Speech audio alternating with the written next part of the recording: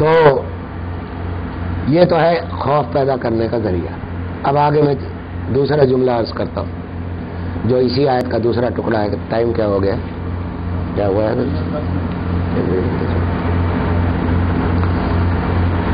آگے فرمایا کہ وَنَهَى النَّفْسَ عَنِ الْهَوَىٰ،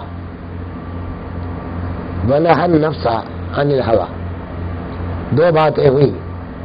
ایک تو جنت ان کا کن کا ٹھکانہ ہے، دو عمل کرنے ہوں گے، اور وہ دو عمل بڑے الفاظ میں مختصر ہے، تفصیل اس کی دوسری ہے، لیکن ہے گر کی بات. ایک تو یہ کہ خاف مقام ربی، کہ اپنے رب کے سامنے کھڑے ہونے سے ڈرا. اب آگے فرما رہے ہیں وَنَهَى النَّفْسَ عَنِ الْهَوَىٰ، اور جس نے اپنے نفس کو روک لیا کس چیز سے؟ ہوا سے. ہوا عربی میں کہتے ہیں خواہش. ہوا ہمارے اردو میں بھی استعمال ہوتا. ہوا کے معنی ہے خواہش. وَنَهَى النَّفْسَ عَنِ الْهَوَىٰ، اور اپنے نفس کو روک لیا خواہش سے. اللہ اکبر. اب کس طرح بیان کریں؟ عجیب. ساری شریعت، ساری طریقت، اعمال، عبادات سب اس آیت کے اندر موجود ہے. خاف مقام ربی میں تو عقیدہ آ گیا کہ کھڑا ہونا ہے اللہ کے سامنے.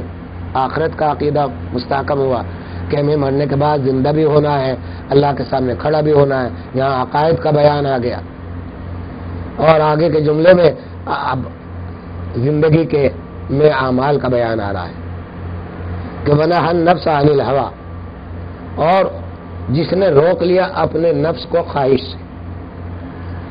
سوال یہ ہے کہ خواہش سے روکنے کو کیوں منع کر دیا؟ اور یہاں اس میں قید بھی کوئی نہیں ہے آیت میں کہ کون سی خواہش سے روکا جائے. نفس کو خواہش سے روک لیا. سوال یہ ہے کہ بغیر قید کے فرمایا کہ خواہش سے روک لو اپنے نفس کو. لیکن یہ تو مشاہدے کے بھی خلاف لگتا ہے اور فطرت کے بھی خلاف معلوم ہوتا ہے کہ خواہشیں ہزاروں ہیں، اور اچھی بھی ہے اور بری بھی ہے. اچھی خواہش یہ ہے میرا دل چاہتا ہے کہ میں اس وقت اللہ کا ذکر کروں، تسبیح پڑھوں، تو کیا میں اس خواہش کو بھی روک لوں؟ اچھی خواہش یہ ہے کہ میں مسجد جاؤں، نماز پڑھوں. اچھی خواہش یہ ہے کہ میں کسی غریب کی مدد کروں. اچھی خواہش یہ ہے کہ میں اپنے پڑوسی سے اپنے تعلق کو درست کروں. تو کیا ان خواہشوں کو اپنے نفس کو روک لوں؟ نہیں. ہوا کا لفظ قرآن کی اصطلاح میں، اسلام کی اصطلاح میں ان خواہشات کے لیے آتا ہے جو حق تعالی شانہ کے احکامات کے خلاف ہو.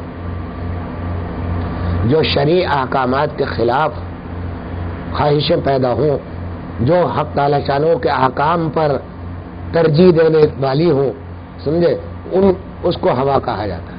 وہ ہوا ہے. وَنَهَى النَّفْسَ عَنِ الْهَوَىٰ. تو جس نے روک لیا اپنے نفس کو اس خواہش سے جس کو اللہ تعالیٰ نے پسند نہیں فرمایا، جس کو اللہ تعالیٰ اس خواہش سے منع کرتے ہیں، اس منع کرنے سے آپ رک گئے تو آپ نے جنت کیا گویا مستحق ہو گئے. اور یہی وہ چیز ہے. آپ اولیاء اللہ، صوفیاء کرام، علماء کرام، مشائخ صوفیاء، جتنے بڑے بڑے حضرات گزرے ہیں، انہوں نے جو سب سے زیادہ زور اور تربیت کا کام کیا ہے، اور وہ جو اپنے اپنے مقام پر پہنچے ہیں، وہ اس وجہ سے پہنچے ہیں کہ لا الہ الا اللہ کے ساتھ انہوں نے اپنے نفس پر بھی نظر رکھی. انہوں نے اپنے نفس کی ان خواہشوں پر قدغن لگائی ہے، پہرے بٹھائے ہیں، ان پر بڑی محنتیں کی ہیں. اور بعض جگہوں پر تو ایسی محنتیں ہیں کہ وہ محنتیں آج کے دور میں اگر بیان بھی کی جائے تو آپ کہیں کہ یہ پاگل پن ہے. پاگل پن تو وہ نہیں ہے، لیکن ان کے مقام کے اعتبار سے وہ انہی کے لیے مناسب ہے. ہم جس دور میں گزر رہے ہیں، جن حالات سے دو چار ہیں، ہمارے لیے وہ مطالبے نہیں ہیں جو صوفیاء کرام کی ریاضتوں سے تھے، بڑے تھے. یہاں ایک بات عرض کر دوں، اس کو ایک مثال سے سمجھا دوں کہ صوفیاء کرام کی مثال جن لوگوں نے ریاضتیں کر کے اللہ تعالیٰ کی محبت اور عظمت کا احساس کر کے اور اس کے سامنے کھڑے ہونے کی یقین کو پیدا کر کے اپنے قلوب کو صاف کر لیا تمام گناہوں کی نجاستوں سے پاک کر لیا، اور گناہوں کی نجاستوں سے پاک کر کے ان کے قلوب صاف شفاف اور نورانی ہو گئے، ان کے ساتھ معاملہ اللہ کا الگ ہوتا ہے اور ہمارے ساتھ الگ ہے۔ ہم بہت کمزور ایمان کے لوگ ہیں، ہم دنیا میں پھنسے ہوئے منہمک ہیں، وہاں اگر چھوٹی سی بھی غلطی ہو جاتی ہے تو پکڑ ہو جاتی ہے۔ حضرت صلی اللہ علیہ وسلم قرآن کریم میں سورہ عبسہ موجود ہے، آپ حضرات نے جن لوگوں نے ترجمہ پڑھا ہے جانتے ہوں گے کہ حضرت صلی اللہ علیہ وسلم کو کتنے سخت الفاظ میں قرآن کریم میں تنبیہ کی جا رہی ہے۔ ایک صحابی تھے اندھے نابینا، حضرت حکیم ابن حزام رضی اللہ تعالیٰ عنہ، وہ حضرت صلی اللہ علیہ وسلم کفار قریش کے سرداروں کے ساتھ بیٹھے ہوئے ان کو دعوت دے رہے تھے ایمان کی۔ وہ آئے، اندھے تھے، ان کو نہیں معلوم تھا کہ حضرت صلی اللہ علیہ وسلم کیا کر رہے ہیں، تو انہوں نے آواز دی حضرت صلی اللہ علیہ وسلم کو، اور اس زمانے میں یہ القاب آداب تو تھے نہیں، بہت زیادہ دلوں میں عظمت لاکھوں گنا زیادہ تھی، لیکن ظاہری القاب نہیں تھے۔ یا محمد کہہ کے اکثر خطاب کیا جا کرتا تھا، یا رسول اللہ کہا جاتا تھا صلی اللہ تعالی علیہ وسلم۔ تو یہ خطاب کر کے کہا کہ میری طرف توجہ کیجیے، پھر ایک دفعہ کہا، دوبارہ کہا، تیبارہ کہا، اور آواز بلند تھی۔ تو حضرت صلی اللہ علیہ وسلم کے چہرے پر ناراضگی کے اثرات نمایاں ہوئے اور پیشانی پر کچھ لکیریں آ گئی۔ عبسہ کے معنی ہوتے تیوریاں چڑھانا، تیوریاں جب چڑھاتا ہے آدمی تو ماتھے پر بھی کچھ لکیریں آتی ہیں۔ عبسہ وتولی، تم نے تیوریاں چڑھا لی، وتولی اور منہ پھیر لیا۔ حضرت صلی اللہ علیہ وسلم نے یہ کیا کہ ان کو ان کی طرف سے بجائے سرداروں کی طرف زیادہ توجہ دی، تاکہ اگر ان میں سے ایک سردار بھی ایمان لے آیا تو پورا قبیلہ ہی اسلام ہو جائے گا۔ تو دین کا ہی تو کام کر رہے تھے، اپنا تو کوئی کام نہیں کر رہے تھے حضرت صلی اللہ علیہ وسلم، لیکن ان کو تنبیہ کی گئی کہ تم نے تیوریاں چڑھا لی، منہ پھیر لیا۔ انجاء الاعمی، جب تمہارے پاس اندھا آیا، اعمیٰ کا لفظ آیا، انجاء الاعمی وما یدریک لعلہ یزکیٰ، اور تمہیں کیا پتا کہ اگر تم اس کو بات سن لیتے تو وہ پاک ہو جاتا۔ اور یذکر فتنفعہ الذکریٰ، اور وہ ذکر یعنی یاد، اللہ کی یاد اس کے دل میں سما جاتی ہے، یذکر فتنفعہ الذکریٰ، اور اس کو ذکر، یہ یاد جو ہے اس کو بہت زیادہ نفع دیتی۔ اب آپ دیکھیے کہ حضرت صلی اللہ علیہ وسلم کیا عمل فرما رہے ہیں، ایک بنیادی عمل کر رہے ہیں کہ ایک سردار بھی ایمان لے آیا تو بڑا قافلہ ایمان لے آئے گا۔ وہاں تنبیہ کی جا رہی ہے ان شخص پہ کہ ایک دوڑتا ہوا ایک شخص آیا ہے، اندھا ہے، راستوں کو ٹٹول کر آیا ہے، سچی طلب لے کر آیا ہے۔ کیوں پکڑ ہوئی؟ اس لیے ہوئی، سنیے، کہ جب کپڑا بہت صاف شفاف سفید ہوتا ہے تو اس پر اگر ایک ہلکا سا کالا داغ لگے گا تو فوراً نظر آئے گا، جی باریک سا داغ بھی نظر آئے گا، اور آپ اس کو کوشش کریں گے کہ کسی طرح یہ داغ بھی ختم ہو جائے۔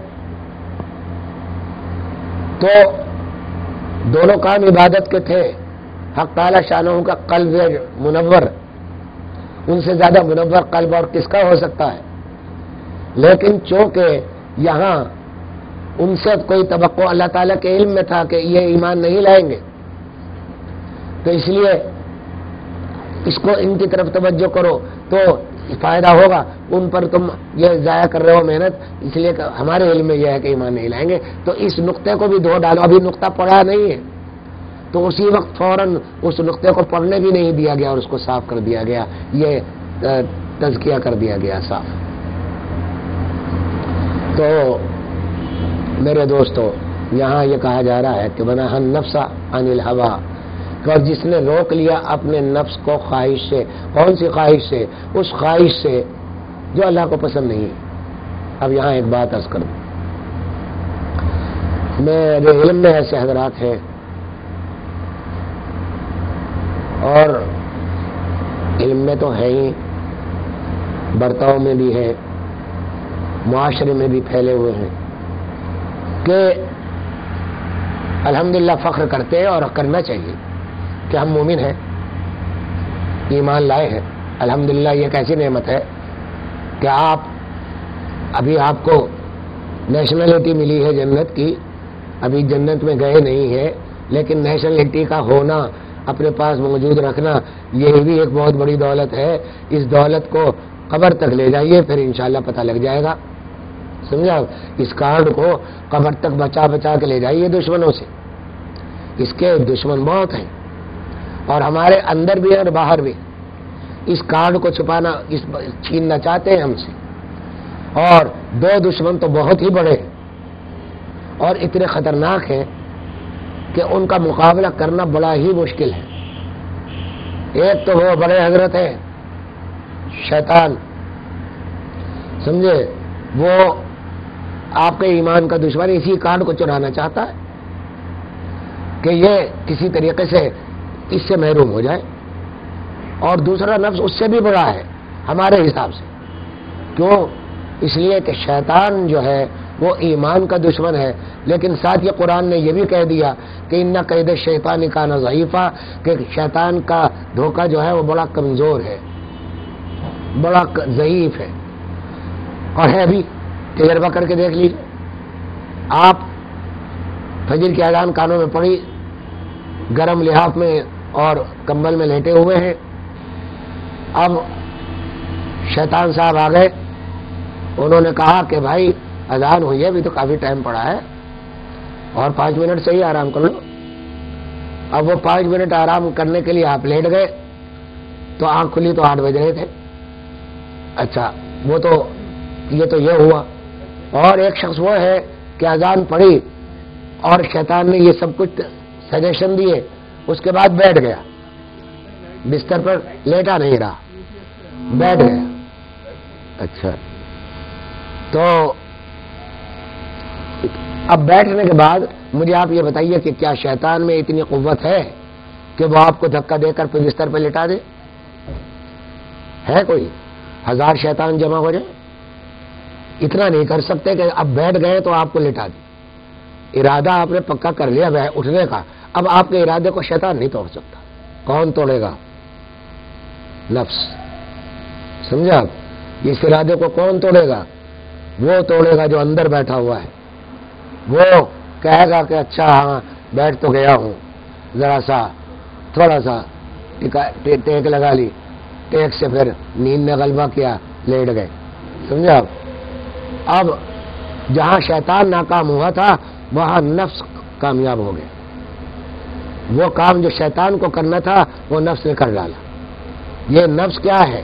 میں اب بات اصل میں عرض کر دینا چاہتا ہوں اور دل چاہتا ہے کہ بات پوری پہنچ جائے تاکہ ادھوری بات سے جو غلط فہمیاں بات پیدا ہو جاتی ہے وہ نہ ہو، لیکن وقت کی کمی ہے. میرے پاس کتنا وقت ہے کچھ بتائیں گے آپ لوگ؟ عبدالستار صاحب جی.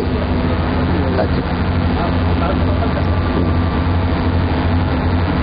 تو بس میں زیادہ ٹائم نہیں لوں گا، بات کو ذرا سا مکمل تکمیل تک پہنچا دینا چاہتا ہوں. اور یہ کر رہا تھا کہ یہ اندر کا دشمن جو ہے یہ بڑا خطرناک ہے اور اس سے خبردار رہنے ہی کی اصل ضرورت ہے، کیونکہ اللہ تعالیٰ نے بھی معاملہ یہ کیا ہے ہمارے ساتھ کہ یہ جو باہر کا دشمن ہے شیطان، اس سے مقابلہ کرنے کو تو منع کر دیا کہ مقابلہ نہ کرو، تم جیت نہیں سکو گے اسے. سمجھے؟ کیوں؟ اس کے بارے میں تو صرف اتنا کہا کہ تم ایسا کرو جب شیطان آ جائے، شیطان وسوسہ ڈالے تو بس تم ہمارے حوالے کر دو، اعوذ باللہ من الشیطان الرجیم پڑھ لو، بس تم شیطان یہ کر لو، اس کے بعد ہمارا کام ہے اس سے نجات دینا، ہم نجات دیں. کشتی مت لڑو اس سے، اس لیے کہ اس کشتی میں تم جیت نہیں سکو گے. کیونکہ ہر انسان، یہاں میں اکثر کہا کرتا ہوں یہ بات کہ تاجر کا شیطان تاجر ہوتا ہے، مولوی کا شیطان مولوی ہوتا ہے، صوفی کا شیطان صوفی ہوتا ہے.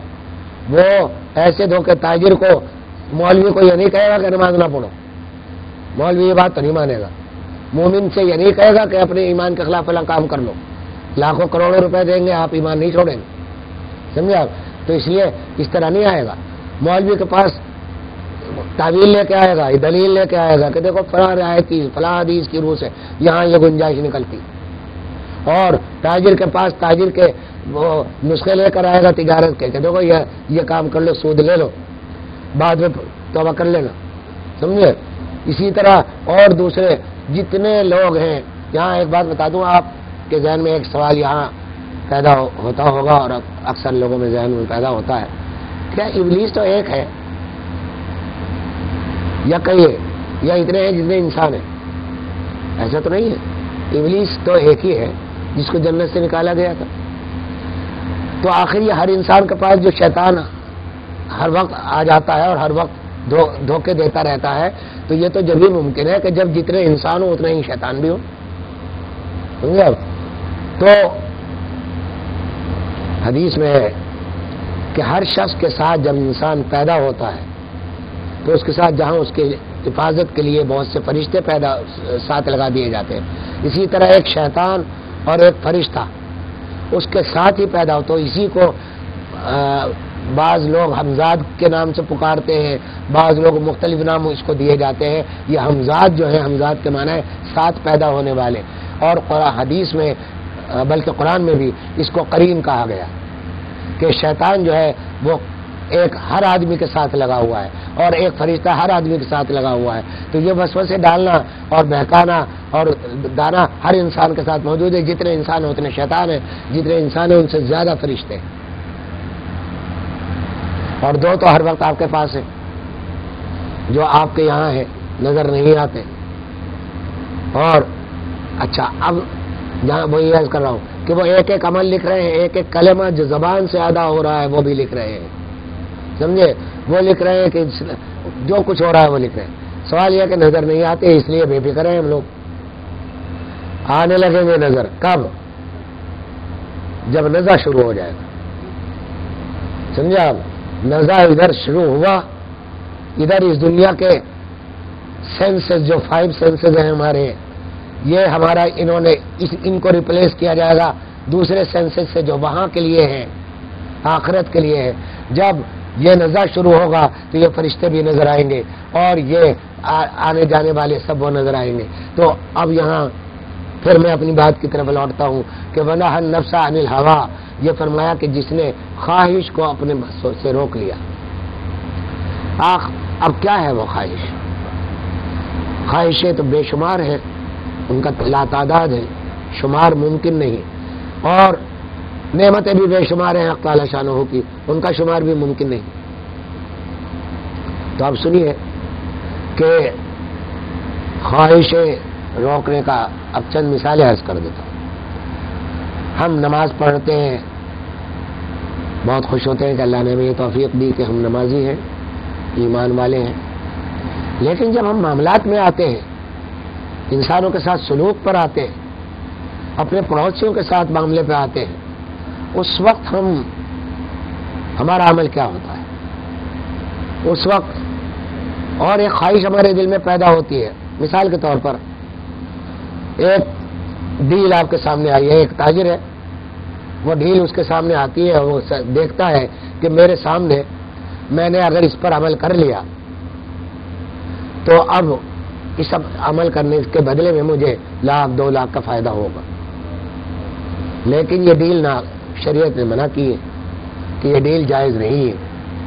یہاں دیکھنا ہے کہ نہى النفس عن الهوى پر عمل ہو رہا ہے یا نہیں ہو رہا ہے، کہ اس نے اپنے نفس کو روکا یا نہیں روکا. اگر روک لیا تو پھر اس نے اپنا وعدہ پورا کر دیا، اللہ کے ساتھ جو وعدہ کیا تھا لا الہ الا اللہ کہہ کر. سمجھا؟ یہاں میں وہ لا الہ الا اللہ کے وعدے پر اکثر میں یہ ایک مثال دیا کرتا ہوں کہ جب آپ کا آدمی کا نکاح ہوتا ہے تو اس سے کہا جاتا ہے بھائی خطبہ کے بعد کہ تم نے فلاں لڑکی سے اتنے مہر کے عوض تم نے اس لڑکی کو قبول کیا، تو آپ کیا لفظ کہتے ہیں زبان سے؟ یہی کہتے ہیں نا کہ قبول کیا.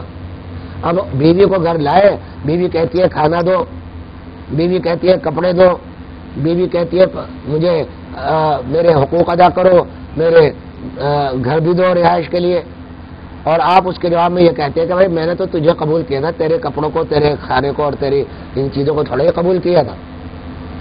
تو لوگ کیا کہیں گے کہ احمق آدمی ہو، جب تم نے قبول کیا تھا تو ساری ہی چیزوں کو قبول کیا تھا، اس کے کپڑے کو بھی قبول کیا تھا، اس کی ساری ضرورتوں کو قبول کیا تھا.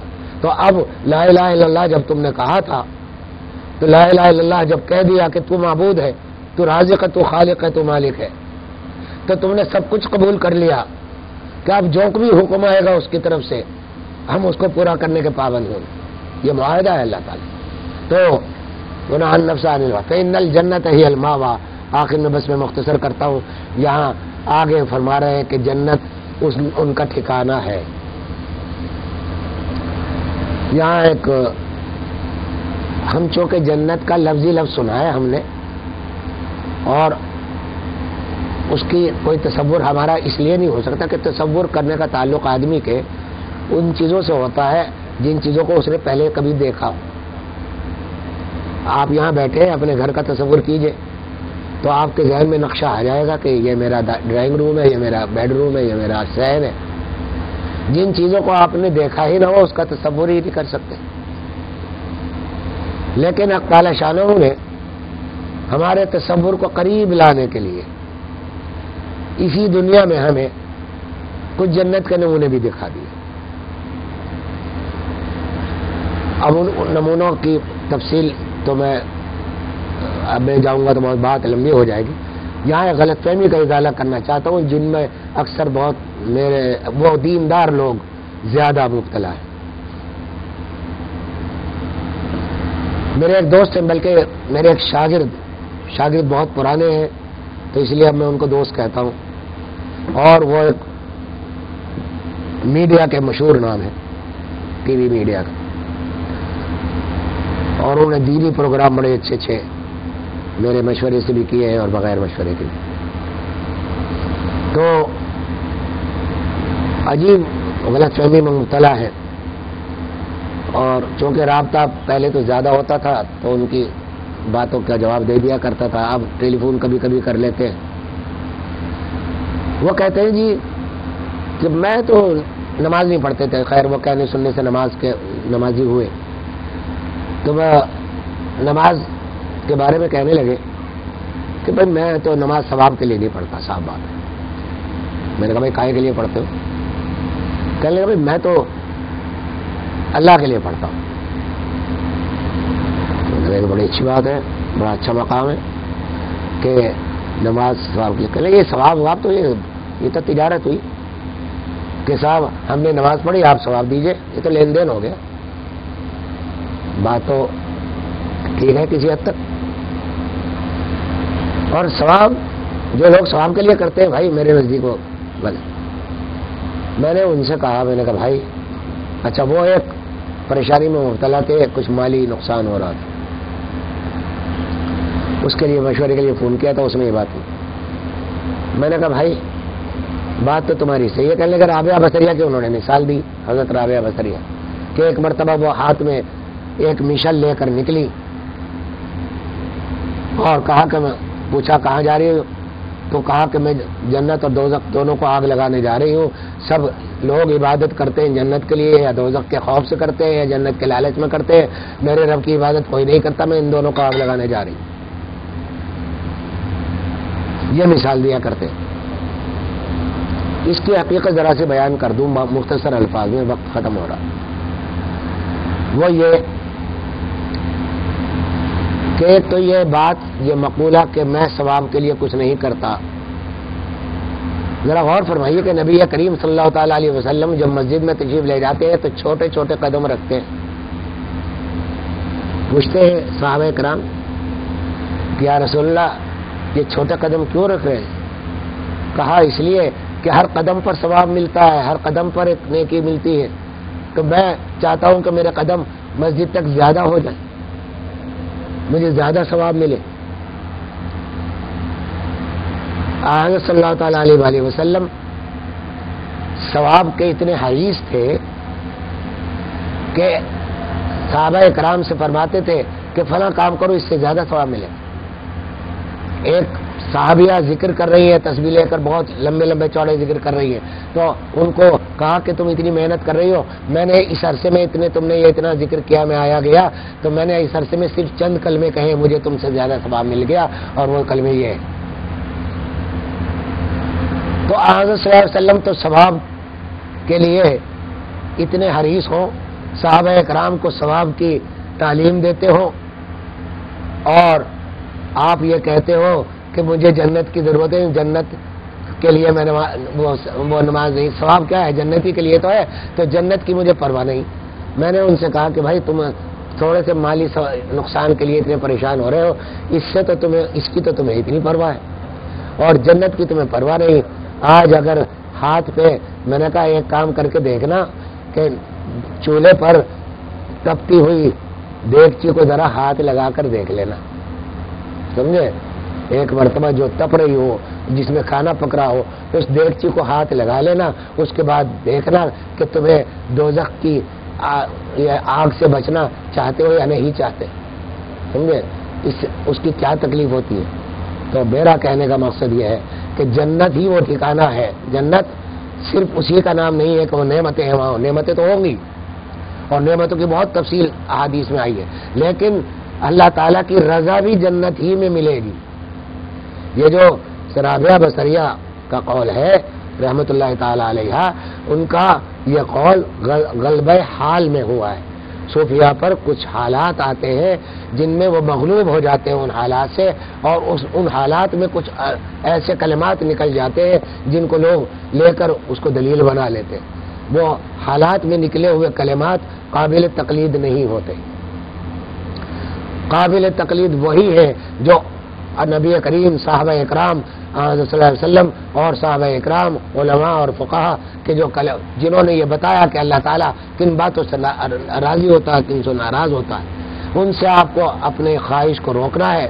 ونہى النفس عن الهوى، کہ اپنے خواہش کو روکو ان چیزوں سے جو حرام ہے، اور ان چیزوں کی طرف رغبت کرو جو حلال ہے۔ تو اس واسطے میں اب اس بات پر یہاں ختم کرتا ہوں کہ اس آیت کی تفصیل کا تو حق ادا نہیں ہو سکا، لیکن یہ دو چیزیں گر کے بتا دی ہیں تعالیٰ شانہ نے کہ اس پر غور کر لیا کرو، رات کو ذرا سا سوچ لیا کرو، اگر جب بستر پر جاؤ تو تم اللہ کے بندے ہو، اس محسن کا بھی تھوڑا سا خیال کر لیا کرو جس کی وجہ سے آج تم نے جو کچھ دوڑ دوڑ کی، جو کچھ کھایا پیا، جو کچھ پہنا اور جو کچھ معاملات کیے، اسی کی مہربانیوں سے کیے، اسی کی مشیت سے کیے۔ اس کے لیے تھوڑا سا 10 منٹ وقت نکال لو، اپنے لیے سارا دن نکالتے ہو، 10 منٹ اس کا حق بھی ہے، یہ حق ادا کر دو، انشاءاللہ اللہ تعالیٰ راضی ہوں گے۔ اللہ تعالیٰ ہم سب کو اپنے ذات سے راضی کر دے، اور ہمیں اپنا وہ اتنا خوف عطا فرما دے۔ خوف کی بھی ایک حد چاہیے ہوتی ہے، خوف زیادہ ہو جائے تو ہلاکت کا سبب ہے، کم ہو تو ہلاکت کا سبب ہے۔ خوف اتنا چاہیے جتنا حضور نے فرمایا کہ اتنا خوف دیجئے یا اللہ کہ جو آپ کے گناہوں سے روک لے، اور اتنی امید دیجئے کہ جو اتنا تما دیجئے مجھے کہ جو مجھے نیکیوں پر آمادہ کرے۔ خوف اور تما یہ دونوں چیزیں ہیں۔ خوف سے آدمی رکتا ہے، ہوائے نفس سے بھی رکے گا، اور گناہوں سے بھی رکے گا، عقائد کی غلطیوں سے بھی رکے گا، اور لالچ میں آدمی 30 دن ملازمت کرتا ہے، پہلی تاریخ کو تنخواہ لینے کے لالچ میں صبح اٹھ کے جاتا ہے، سردیوں میں ہوا پھانکتا ہے، باس کی غلطیاں سہتا ہے۔ حق تعالی شانہ کیا باس سے بھی زیادہ کم ہے، کم درجے میں ہے، نعوذ باللہ، ان کا حق ان سے کہیں زیادہ ہے، جو اتنا حق نہیں ادا کر سکتے، تھوڑا حق تو ادا کر لو، روزانہ ادا کر لو۔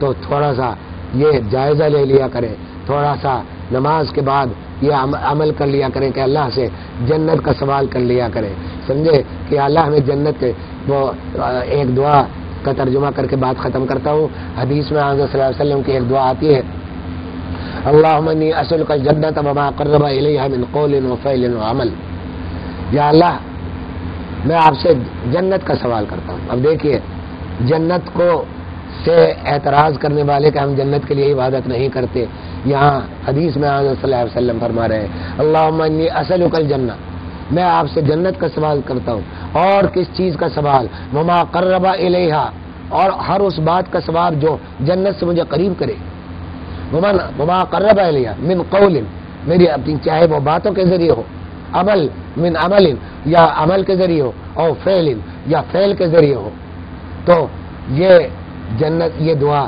کر کے مانگ لیا کرے، کیونکہ حدیث میں آتا ہے کہ جو جنت کی دعا مانگتا ہے مومن سچے دل سے، اور اس کے دل میں سچی خواہش بھی، تو وہ خواہش پیدا ہوگی جنت کی اور اس حق تعالی شانہ کی رضا کی، اور پھر نزا کے وقت جو یہ آج دنیا تو یہ ختم ہونے والی ہے، ان قریب ختم ہو جائے گی، اور جس کا نزا کا وقت آ گیا اس کی قیامت بھی اسی وقت سمجھ لو آ گئی، کیونکہ اس کا وہ تو پھر اب دوبارہ اٹھے گا قیامت کی صبح کو، حشر کی صبح میں، اس کو پتہ ہی نہیں چلے گا میں نے کتنا وقت گزار دیا، اب اس کی قیامت بھی سامنے ہے۔ تو اللہ تعالیٰ ہمیں اس کی توفیق دے کہ ہم اپنے عقائد میں بھی اللہ کا خوف کے ساتھ، اتنے خوف کے ساتھ کہ جو ہمیں اللہ کا بندہ بنا دے، اور اپنے اعمال میں بھی اپنی خواہش نفس کا اتباع کرنے سے ہمیں اللہ تعالیٰ بچائے، آمین۔ وآخر دعوانا ان الحمد للہ رب العالمین۔